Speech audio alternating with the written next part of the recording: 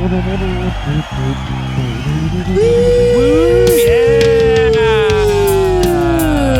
It's the Cooler Beach Show.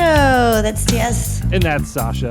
And we are live-ish on idobi Radio on a Monday per the usual. One of us may be in London and one of us may be in the United States. I'll let you guess who it is.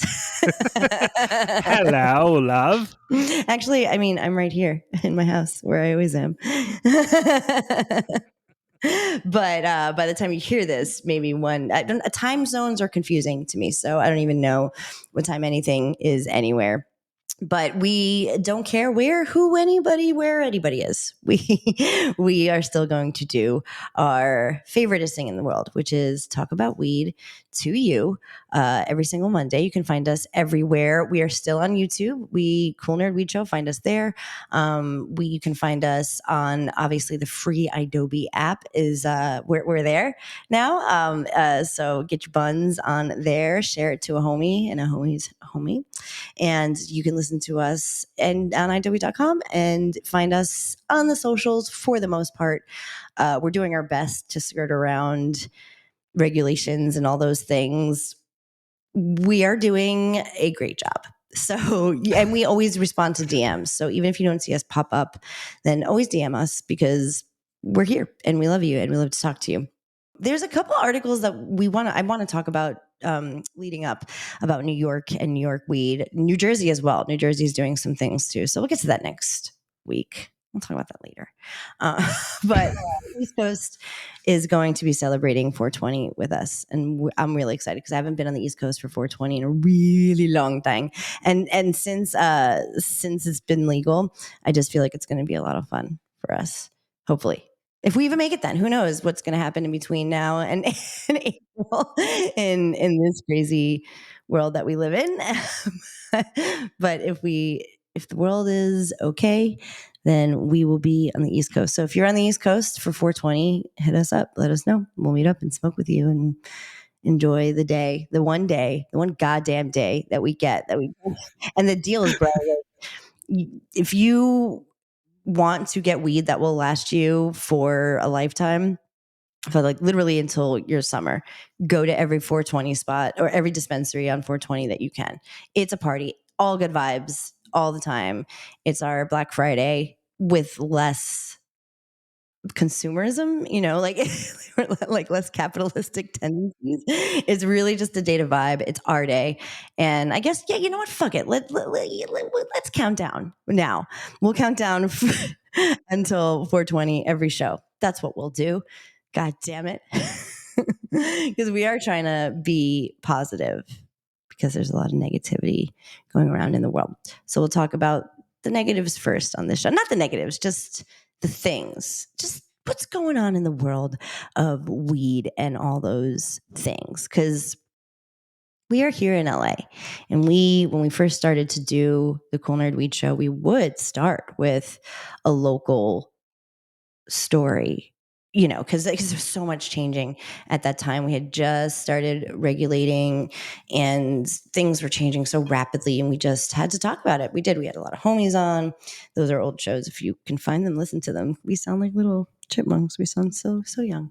But every single show we would start with a California thing. We kind of grew out of that after regulation started getting regular and things started tapering off. But the thing that happened during that time period is California dispensaries working there.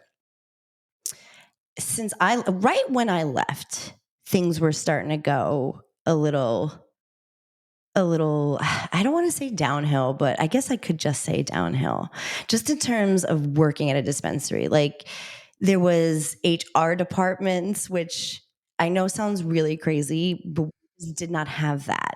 And I'm not saying that's for better or for worse, but there were things from corporate structures that were brought over to the weed industry and I'm not saying that's part of the downhillness, it's just a part of it. And I think that the people who were coming into the business were coming from corporate worlds, approaching the weed world with the same attitude. And it felt to me, at least when I was leaving, that that wasn't the best way to approach the weed world. Kind of like buy now, pay later, buy on credit, like do funny things with your taxes. Like when you're in the regulated weed market, it's very difficult to treat it like you work at a what did they do? Like a jewelry, high end jewelry trade. You know what I Oh mean? yeah, everything turned into an Apple store. Yes, The yes, high-end boutique. Everybody wanted to be yes, a lifestyle brand of cannabis yes, in yes. 2017 and 18. All of Dispensaries the included. It wasn't yeah, just product. It was, we were living it. They were doing it like actively while I was like sitting at the front desk fucking around me. You know, they were like starting to implicate all of these lifestyle things, which to our credit, I feel like we definitely did try to go with the flow. Now, I luckily think every heavens that exists, I have idobi. So, and radio is like my first love. So when I left weed, we continued our show and I worked more with idobi. And that's great. Those are my two favorite things, weed and cannabis. So I have not been working in dispensaries, but all of my friends here, because it's everybody who I know from California, you all work still at dispensaries. And just going off your experience in the last, whatever, 6 years, it just seems that the vibe of working at a dispensary, well, it's certainly not what it was before, but it also feels like the opportunity isn't quite the same. I mean, like being a bud tender, we're here in California anyway. Other places, the vibe may be immaculate, but here in California, dispensaries are up to chicanery and shady behavior. They're not paying their bills to vendors. They're treating their employees crappily, and they're closing like hotcakes and opening other places. And it just feels very unstable going off of your experience. yeah, the cannabis industry has a high turnaround. We're constantly shuffling the deck, whether it's managers, bud tenders, product reps, the I guess it's sales always reps. been like The that. for sure, yeah. I mean, but it just seems to be even.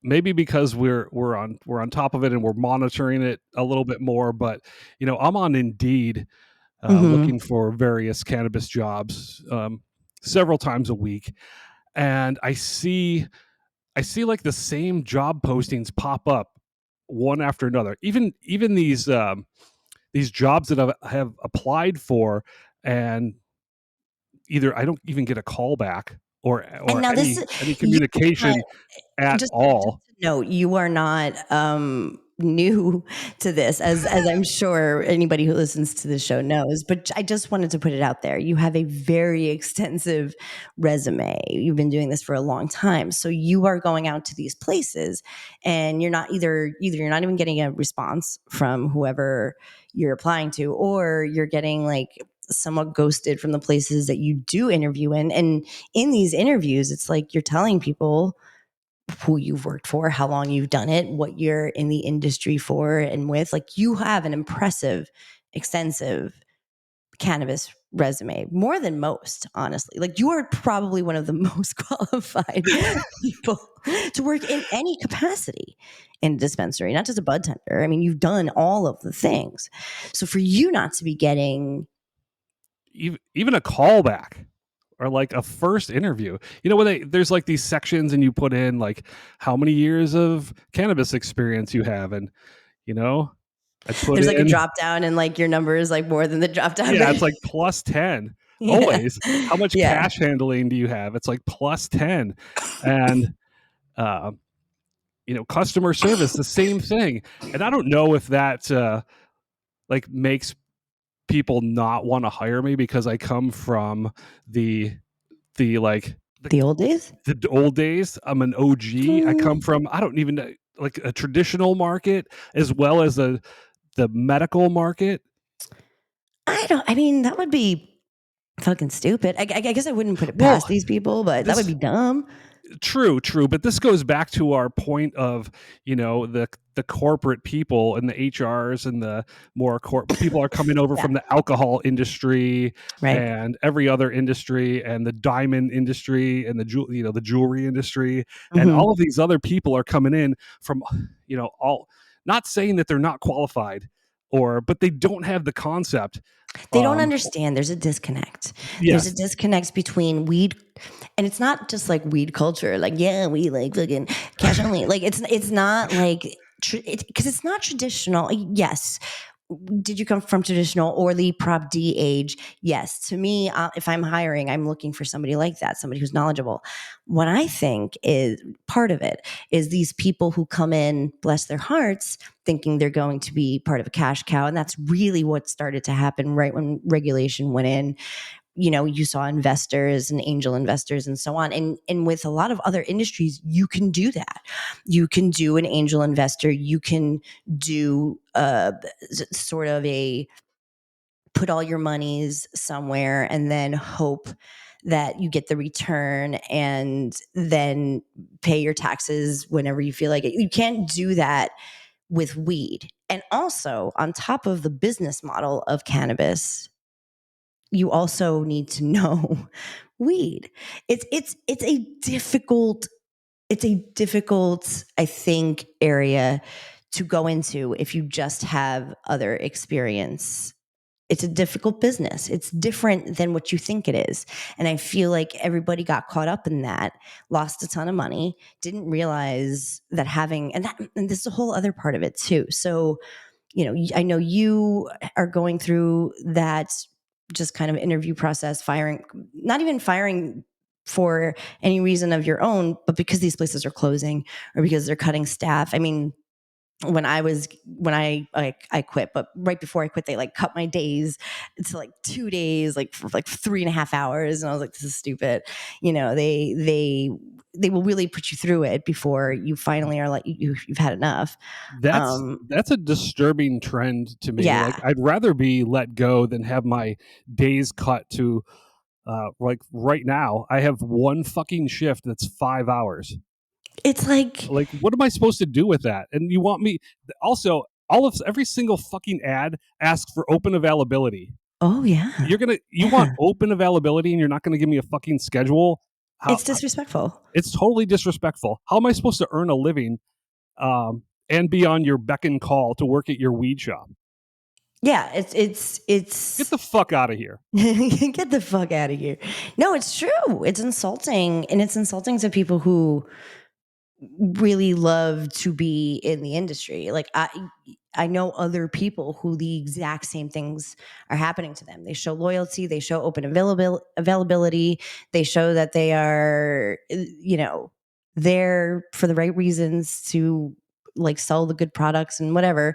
And it'll be kind of like this like process of breakdown. Like you'll see less product on the shelves, all of a sudden dispensaries won't be stocking what you need, dispensary you've been going to for years and getting the same thing at. Like I'm hearing people are going to these places and not getting the same medicine that they've been getting for however long because the dispensary is either closing or they are just saying that and they didn't pay their bills and the vendor just didn't want to not be paid.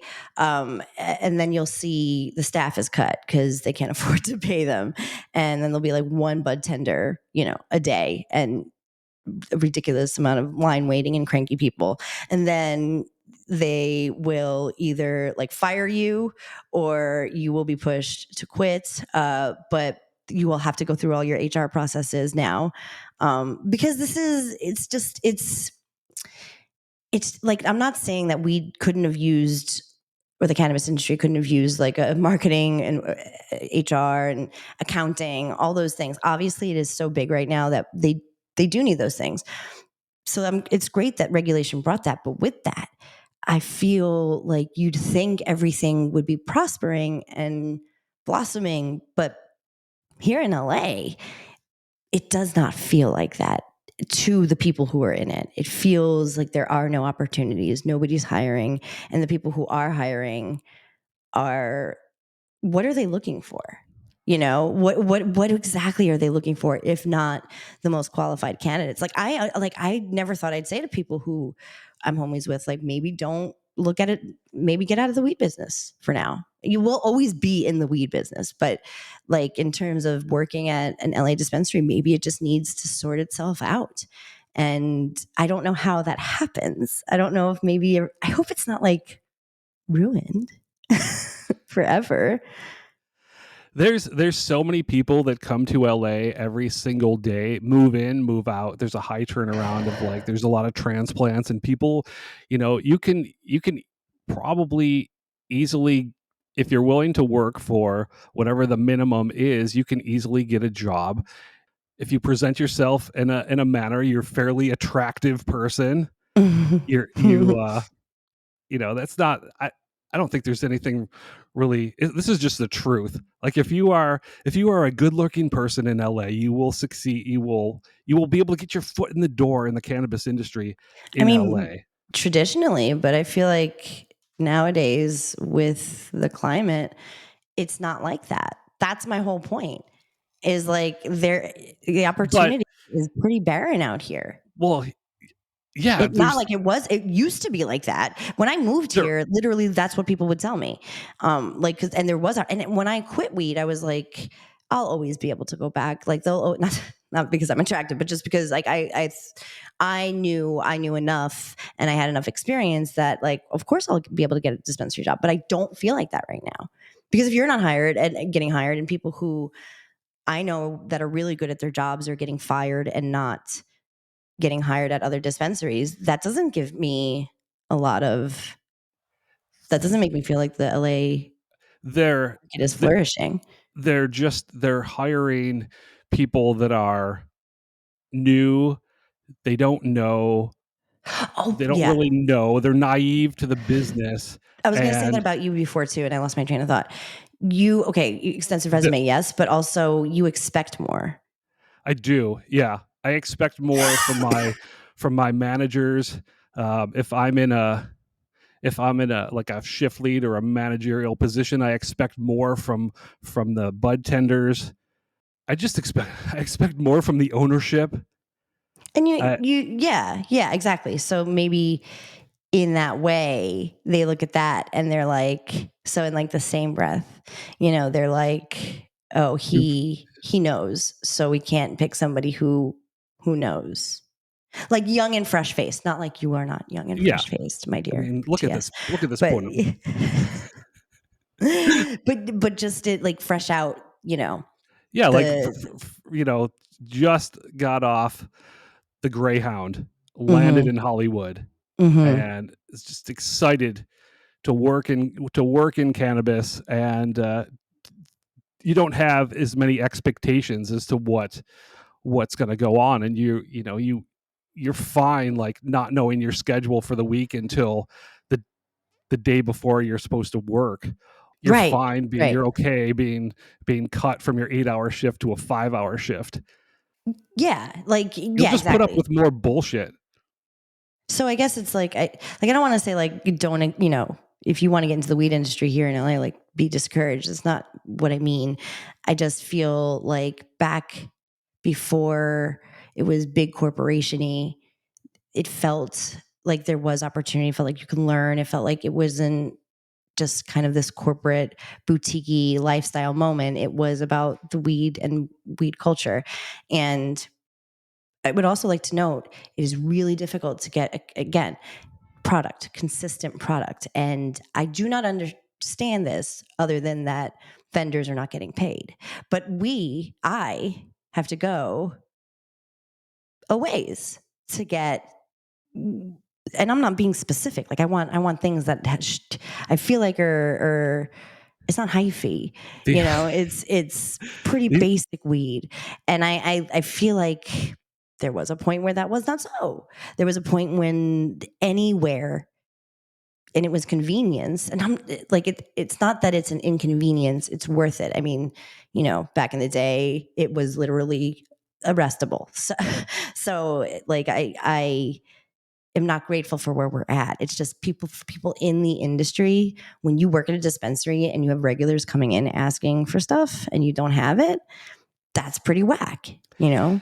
Yeah, because with all of the websites, and you can find what you need, but you might have to travel for it. But it's just like basic products. Like I really love Lost Farms edibles, and the fact that I can't get them where I work and I have to travel is a bummer. And inconsistency. Also, like, people that the newer dispensary owners, they don't see the value of products like CBD and THC creams like Papa and Barkley, which are really important for your medicinal purposes. And that's really why we started in this business. But the failure, the new ownership failing to bring medicinal products because they're quote unquote too pricey, and to actually keep them in consistently. Like, people will come to your shop if you have those products. If you have the right products, people will travel. Yeah, we do. Now, We we do. We have to, because we want what we want. yeah, I don't know. The climate just feels like it's just not the obviously it's not what it was, but I also feel a little, I don't know, it's discouraging to see and hear from my friends who I've worked with, who we obviously we were part of like a golden age, but at the same time, what we thought is when this happens and big weed comes in, there'll be less opportunities for people who are really have been in the industry for so long.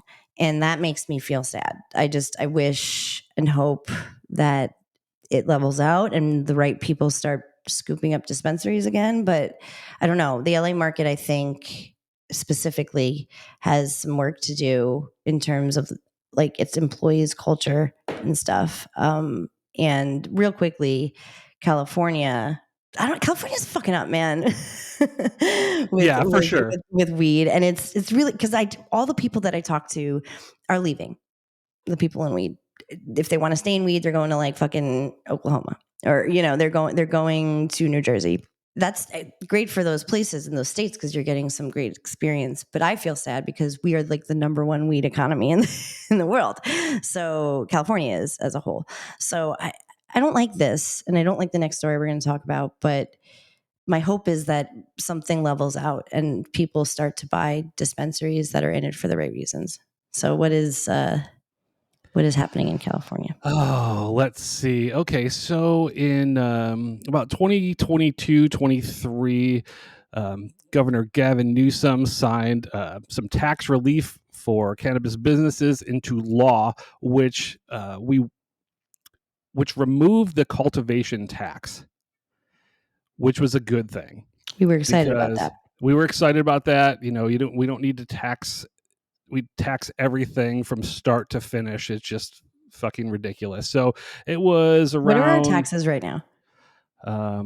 well, the cultivation Yeah, tax both. was Yeah, all of them. Yeah. was was about 200 was about $200 per pound, give or take. Okay. And right now, so it was that tax which raised the price of your flour. And oh, it was okay. So it was taxed on whole flour, you were taxed on shake, and you were taxed on trim. Anything that was usable was taxed. So then Governor Gavin Newsom signed a bill that said we'd remove the cultivation tax, and eventually the excise tax would go up. So the excise tax is a 15% tax right now that is passed on to the consumer, which the dispensaries pay to the state. So that's just one tax on your. There's three different taxes on your bill when you buy anything in California. So you've got your excise taxes, 15%. You have your sales tax right now. It's like 9.5% in Los Angeles. That translates to 10% because we round everything up. So right there, my math is correct, that's 25%. And then if there is another tax that is either 10% for recreational adult use cannabis, or if you are a medical patient, you pay a 5% tax. So you get a 5% break if you have your medical card. So let's see, let's do some quick math. 10 plus 15 is 25, plus let's just say another 10. That's 35% tax that you are paying on the cost of goods, your cost of goods sold. 35 fucking percent. That is crazy. And it's not like that in other states.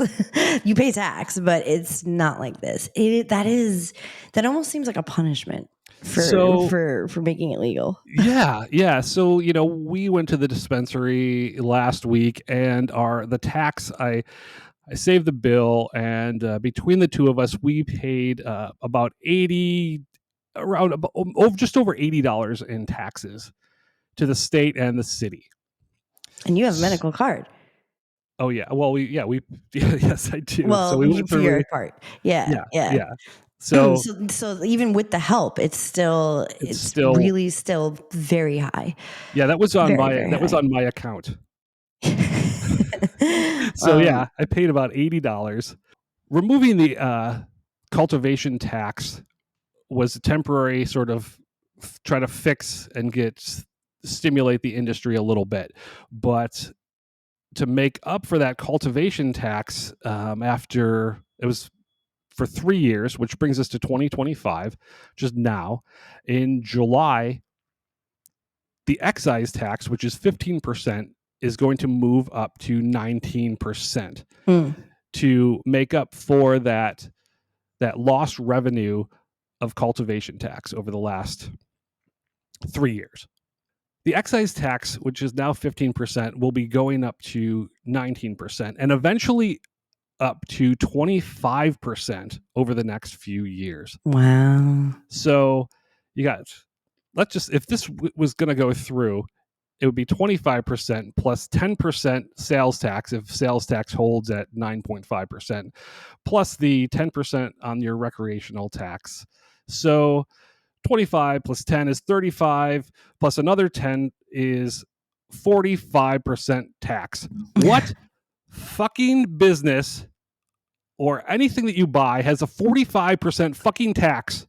Like that's, again, it just feels like we're being punished.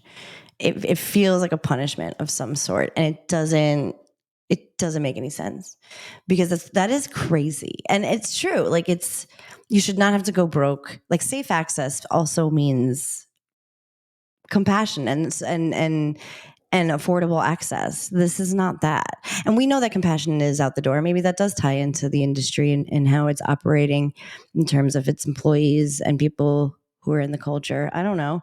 But that's insane.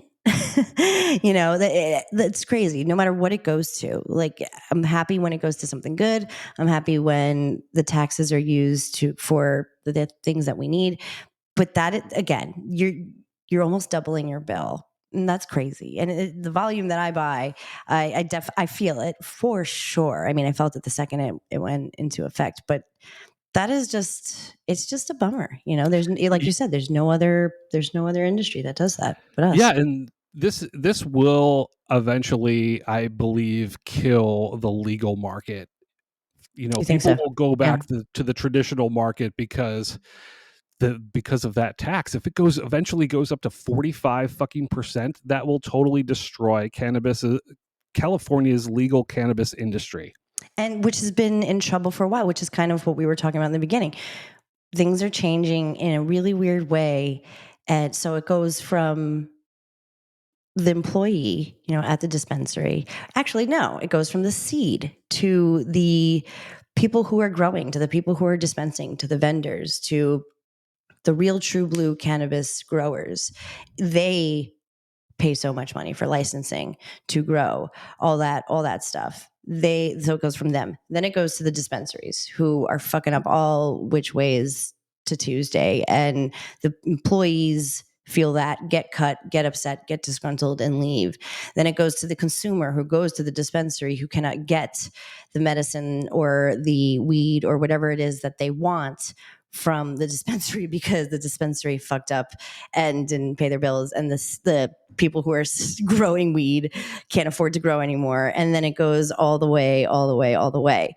So this could be the nail in the coffin, because if I'm a consumer and I'm going to a dispensary that doesn't have what I need and doesn't have good quality product, because who knows why, where am I going to get my weed? Where am I going to get what I need? Where can I maybe they have what I need, but I'm paying $75 out the door for an eighth of mid, of mid. because like a hyphy eighth would be like over $100. Come on, bro. An eighth. Come on. So this we'll obviously stay up on it. We will be very sad if it goes the way we think it's going to go. But at the same time, we are clearly angry, and this is clearly pissing us off. So there is a little glimmer of hope. And a California lawmaker introduced this like hours ago into the state legislature. If passed, Assembly Bill 564, written by Assembly Member Matt Hanley of San Francisco, a Democrat, the state excise tax would stay at 15% with no adjustments allowed. They wouldn't increase it in July. Many people like us, we've stated already that we believe that the baseline of 15% is too high. But there is some hope. So yeah, well, good. We'll see how it goes. We will keep you updated. We'll see. We'll see where we end up, and we hope we don't go broke. But let us know if you have any questions on those breakdowns. And we're going to take a quick break, and we will be right back. And we're back. We're back. This is a Golden Richo. That's Yes. And that's Sasha. And we are on idobi Radio. Find idobi everywhere, especially on the App Store. idobi is where you can find us. It is a free app, and it has all of the things, including our very wonderful and lovely podcast, but also lots of music, lots of stuff that you need to know. We love you, idobi, and we thank you, idobi, for just letting us get mad, but also happy. and high. But this topic is very important to us. Weed is very important to us, and there's a lot going on. So we're not going to do a whole really United States of cannabis today, but we will talk about Ohio. So they've been really going through a lot of stuff, a lot of waves. I don't know. I want to say changes. I want to say turbulence, but it seems like it has not been easy for them to get their system going. No, the voters in Ohio overwhelmingly passed a measure earlier this year or late last year to approve cannabis for adult use. And ever since this bill has passed, Republican Ohio senators have been trying to derail it as hard as they can. And it looks like, at least in the Ohio Senate, they have managed to pass a bill to limit the number of plants grown by an adult, adding criminal penalties and removing social equity provisions, among other fucking bullshit. Great. Yeah. Great. Awesome. So basically you ignoring the will of the people, ignoring the vote, and not doing your jobs properly as politicians, ignoring the people. That's the fucking first thing. You work for the people. Yeah, but their version of it, which is never correct or accurate, is that they can still access it. It's just way harder and unpleasurable to do so. Like their defense of it is it's just revised. It's just revised. We're just like making some tweakies here and there. when in reality they're dismantling it from the inside out. But yeah, I mean, like, it would be surprising for anybody who's in the government right now to go against the will of the people. It totally does. It guts so many things. If your home cultivation limit is limited, that is insane. What are you doing even? Um, Recriminalizing it, basically. Sharing weed between, you're making it impossible to consume and buy weed safely. So you can't call this revised. It is not revised. You're just saying that because you're a coward and you don't you want to pretend like you're not going against the will of the people, but you don't give a shit about the will of the people. You just care about your agenda. And that is just a trend that we are seeing in this country.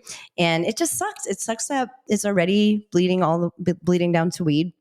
I was hoping that this would be untouched by all the shenanigans that are going on. I don't know why. I was just thinking maybe we would be able to reach across the aisle about this, but nope. No. So look forward to your tax rates getting doubled.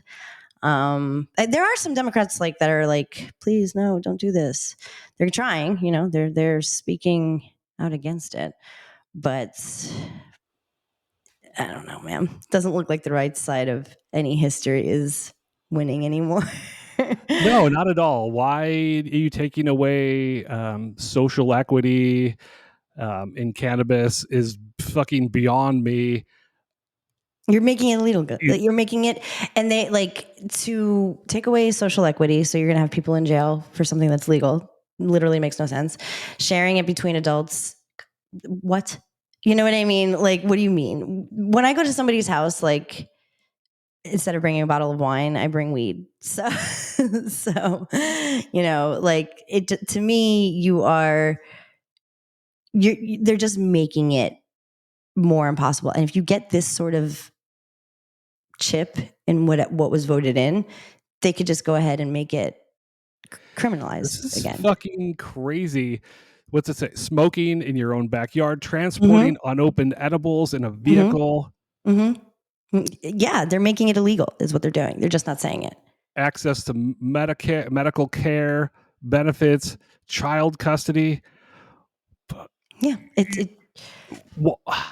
so if you are in Ohio, please be careful. Please know your rights. I beg you.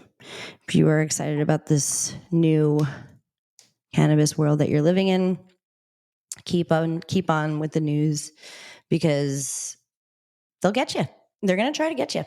And it's bullshit. And obviously we are mad about it and it's insane. But at this point, I think there are a couple approaches to what is happening in our country. And one of them is to let it happen and something will self-destruct.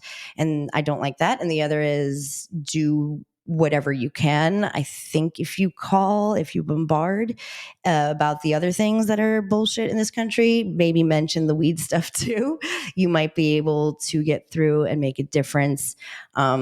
We always do say vote. However, this goes to show that even when you vote, sometimes in this country, they don't care if that's what you voted in. And we're working through that as an entire country. So take the time to make calls to your senators and your representatives. They're easy to find. We will post the links. Make that call.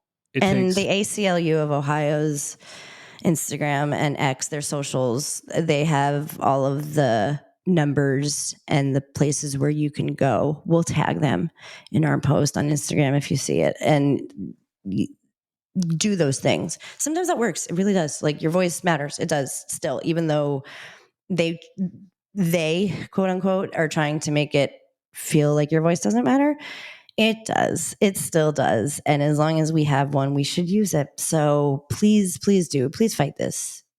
If we can get it in, we can keep it in the law. I know that sounded too sexy, but if we can, get it in, what kind of show did this turn into? Yes. Please do all that you can to make this not happen, because this is a reversal of history, which again is what this country seems to be going. It seems to be a trend. We're trending backwards.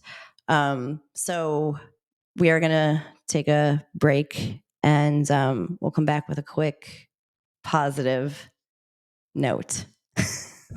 Kind of. We'll be right back. The final Huff and Puff with TS and Sasha. We're back. We're back. Whatever. It's the Cool Nerd Weed Show, and that's TS. And that's Sasha. And so we're trying our absolute besties to end on a positive note for each show that we do this year, because everything is so bad. Or everything it feels very serious and icky, and we are really trying to just keep the PMA as much as we possibly can.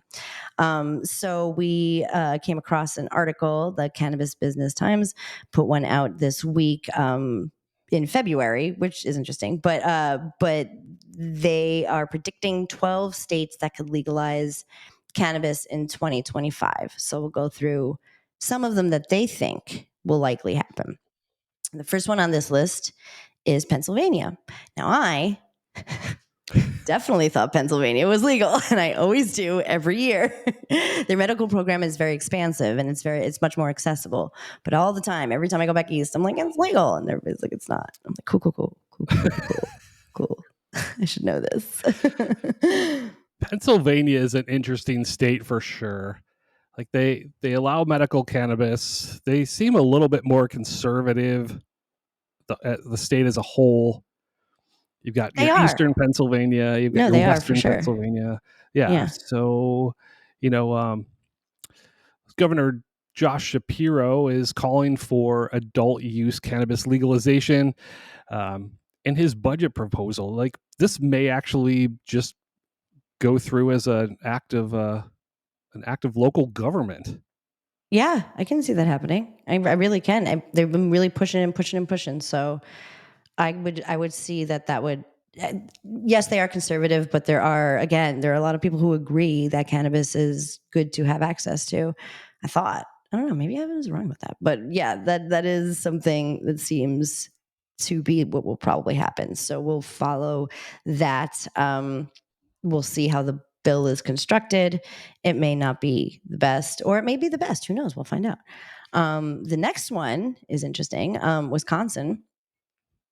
Well, yeah, they might do it. The state is, the executive and legislative branches are different parties, but mostly the problem is like an infight with the Republican Party. It's not even like Republicans and Democrats. It's an infight with the Republican Party. They can't agree over some dumb shit per the usual. So they're combing that out. Yeah, they can't even agree on medical cannabis. No. So what is this likely? What? Maybe there's more. Maybe it's just like the start of getting their medical program going, like the baby step, as we say.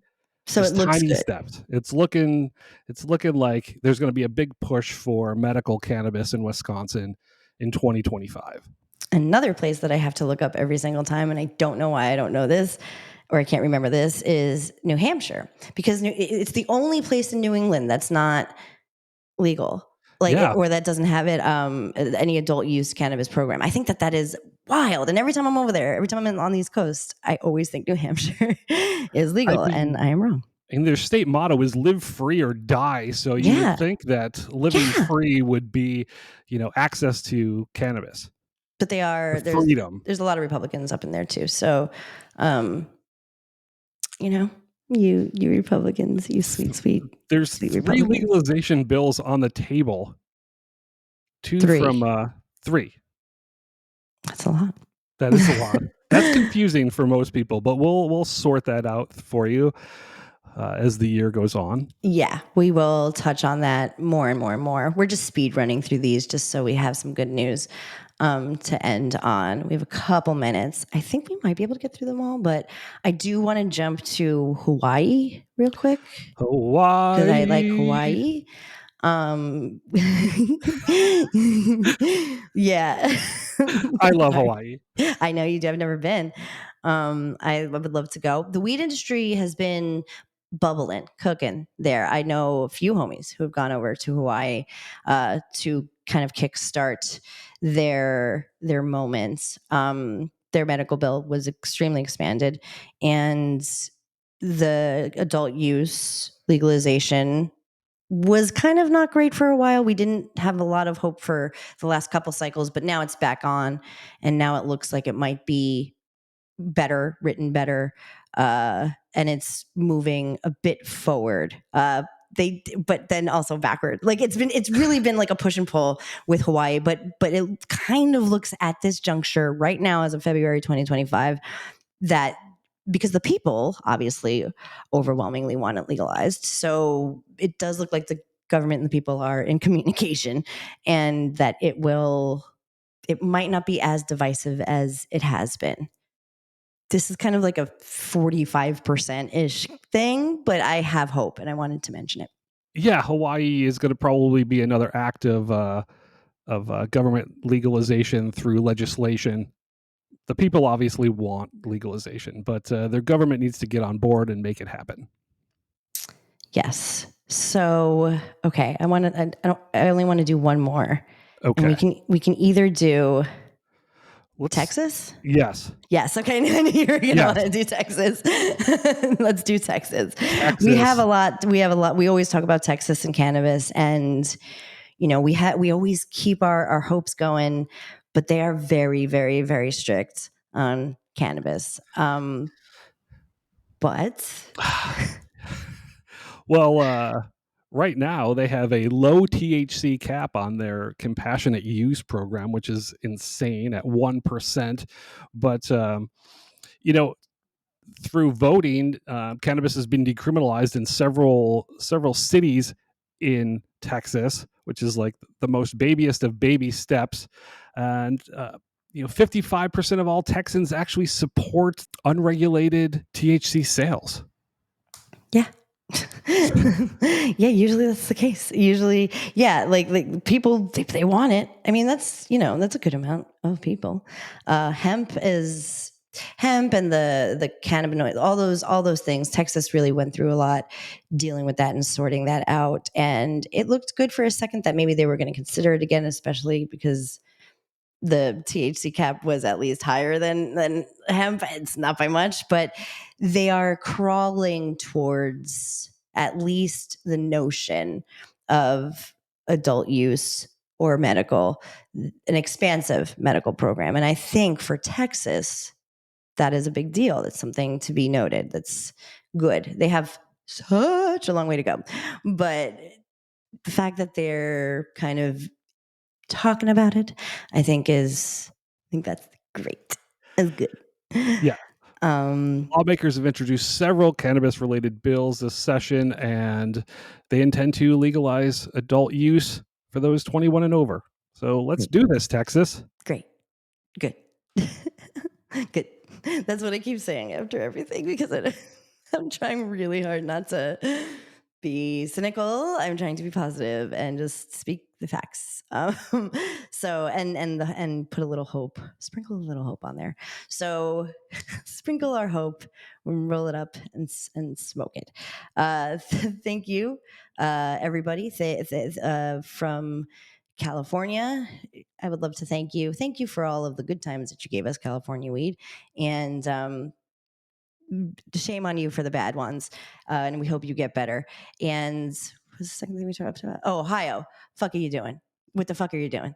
I'm not thanking you for shit, but I have hope for your people, and I have hope for what may happen. The government, tisk tisk tisk, and thank you to the states who may or may not be legalizing. And don't panic. It's organic.